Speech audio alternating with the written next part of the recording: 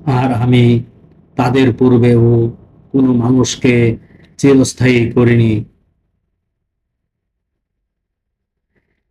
আপনি মরলে তারা কি অনন্তকাল বেঁচে থাকবে?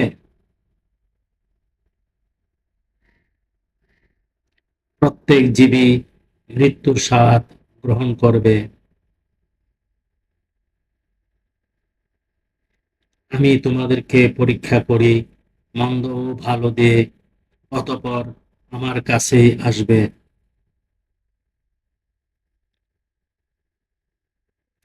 আর কাফেররা যখন তোমাকে দেখে তখনই তারা বিদ্রূপ করে। তারা বলে, এ কি সে যে তোমাদের দেবদেবী সম্পর্কে সমালোচনা করে থাকে, অথচ তারাই রাহমানের আলোচনায় অবিশ্বাস করে থাকে। মানুষ সৃষ্টিতেই ত্বরাপ্রবণ, অচিরে আমি তোমাদেরকে আমার নিদর্শন দেখাবো, তাড়াহুড়ো করো না।